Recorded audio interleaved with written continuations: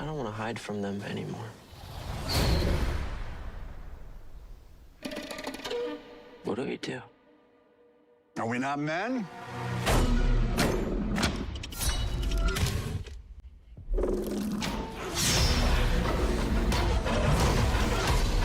What are they doing?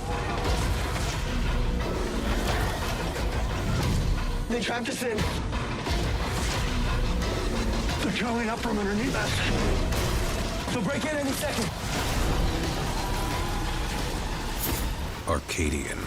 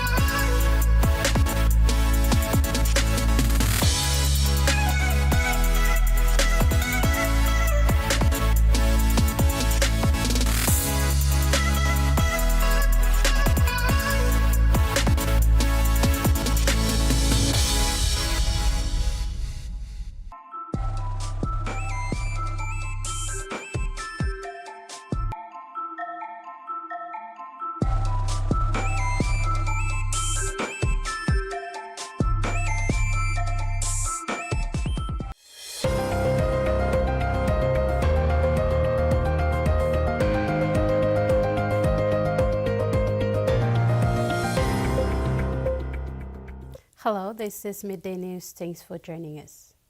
Police have restored calm and reopened the Highlands Highway in the Kutubu district. This follows attempts by an organized group to hold the nation to ransom by blocking off this vital highway. The Commissioner of Police, David Manning, said about 200 police and defense personnel responded to the situation, which led to the reopening of the roadway. Manning said the security forces are afforded the powers and protection of the Counter-Terrorism Act to undertake their duties and do so with the full support of the government. City Mission PNG and China Railway Construction Engineering Group have launched a powerful partnership to support vulnerable youth, women and children in Papua New Guinea. At a special event held at the New Life Skills Training Center near Port Moresby on Tuesday, September 23rd, China Railway Construction Engineering Group donated vocational tools, training kits, and essential supplies. The initiative themed Empower Youths, Women and Children, Build Hope for the Future of PNG, aims to equip young people with life-changing skills and opportunities. China Railway General Manager Sam Zia said the company is committed to building lives, not just infrastructure. CRCEJ is not a business entity. We strive to be a committed and caring partner to Papua New Guinea. For us, corporate social responsibility extends beyond infrastructure development.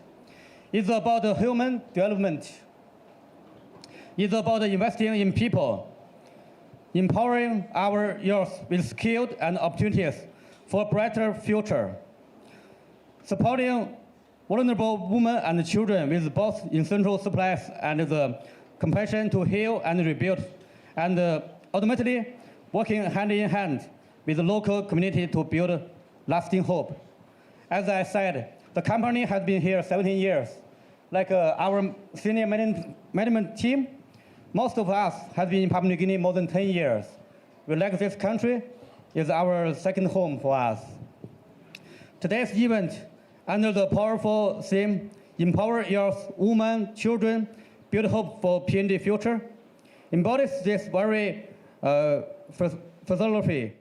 City Mission's Corporate Affairs Manager, Lynn Natera, called the partnership a bridge from hardship to hope, noting that over 1,800 men have graduated from the program since 2012. The mission has successfully graduated more than 1,800 young men since 2012. Today, we are proud to say that 61% of our staff are graduates of the City Mission program. Each of them carries a powerful testimony of how City Mission gave them a second chance in life. They now give back by helping the next generation, as we believe that the youth of today that we help are the answers for the youth of tomorrow. This is why today is so significant.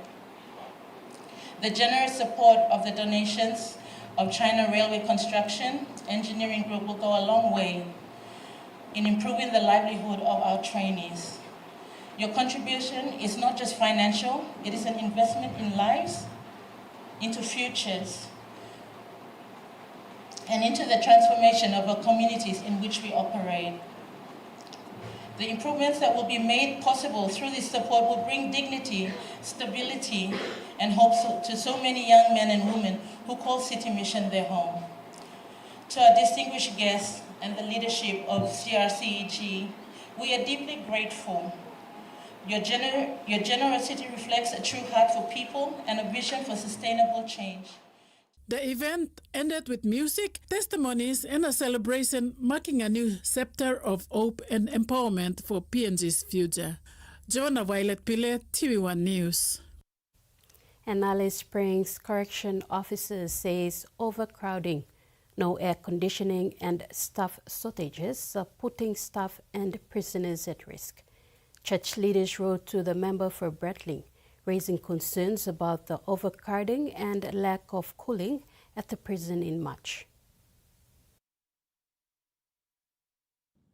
Inhumane with the potential to kill.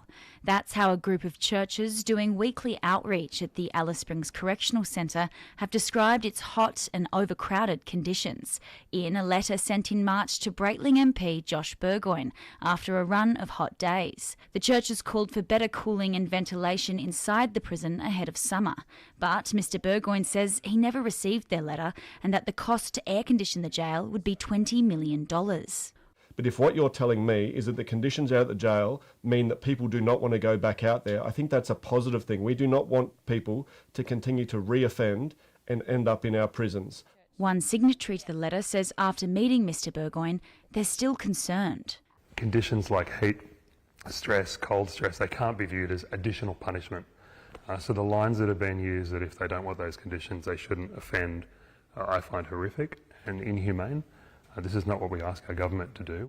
A prison guard who's spoken to the ABC on the condition of anonymity says heat isn't the only issue putting the lives of staff and prisoners at risk. They'd seen 17 people in a cell and described conditions as inhumane in a place supposed to be for rehabilitation. They were surprised not to see more serious injury more often. The NT government says an assessment of ventilation found the need for upgrades to electrical supply, claiming they have started the process of seeking contractors. As we all know, the heat gets quite bad over in Alice Springs at this time, and nothing has been done to mitigate the risk of the heat for officers and for prisoners. A long summer ahead. 5 years after the Black Summer fires devastated the Victorian beach town of Mallacoota, many residents are still without permanent homes. Along with the red tape surrounding insurance and approvals, there's now a shortage of builders in the remote community, prompting experts to call for a more proactive approach to disaster relief. Justin Brady finds himself singing a different tune these days. The Mallacoota musician is living in a makeshift home amongst blackened trees as he fights to rebuild his life after the Black Summer fires. A few years ago, I was just totally all at sea and didn't know what to look forward to because I was just still trying to deal with the grief of what I'd gone through. He was uninsured and struggled to cope with the trauma. And while an architect offered her work for free, he now can't find the tradesman to build his new house. All the builders in Mallacoota are pretty much tied up because there's just so much work to do after the fires. Justin Brady is just one Mallacoota resident who's had trouble navigating their way through the rebuilding of the town. In response, local caseworkers have been embedded here since the fires, advocating for those who've lost their homes and assisting with the bureaucracy of recovery. Support after an event is critical and we need to continue to do that for as long as people need. in between events is when we can really support communities to develop the resilience they need to be able to manage these events. Julie Parker is one of those who received help and is finally seeing results on her rebuild. Try to be optimistic about what's happening here because it's been a long haul. There's been a lot of delays and hiccups along the journey. While the community here is still recovering, there is a feeling of looking forward and future-proofing for emergencies to come. Having something like that that's to look forward to is really important, you know. Providing help where and when it's needed. In sports, the PNG Barramundi will leave for Brisbane today for a number of warm-up matches ahead of the ICC T20 World Cup Asia Regional Final in Oman this October. Following their recent tough campaign at the ICC World Cup Challenge in Jersey in August this year, the Barras are believed to have taken some big lessons from that and be better prepared for Oman, which will run from October 8th to 17th.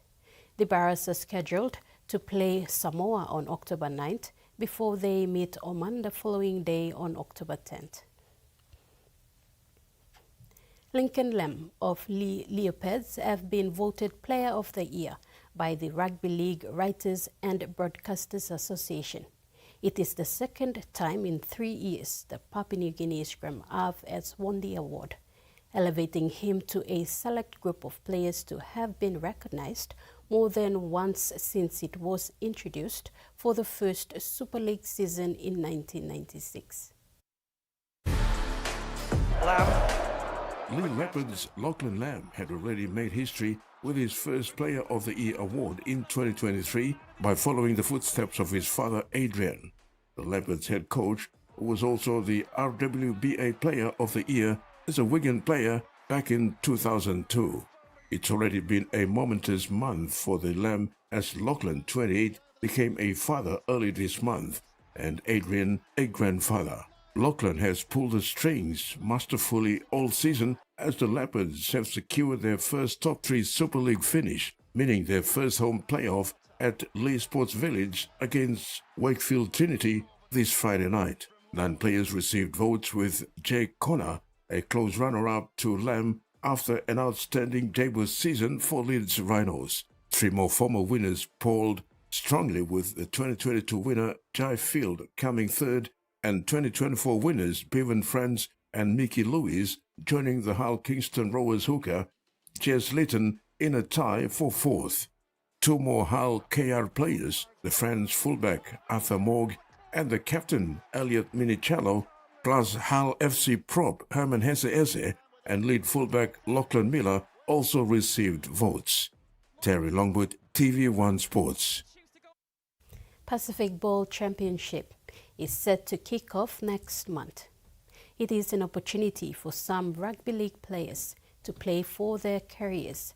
Jacob Alik from the Gold Coast Titans have been told to explore options elsewhere as the Titans will not renew his contract. The Pacific champion is an opportunity to impress NRL for a new contract.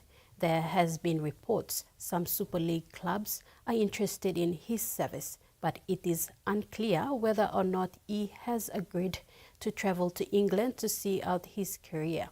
With his career hanging on balance, the end-of-season Pacific Championship is a perfect opportunity for him to impress some NRL clubs.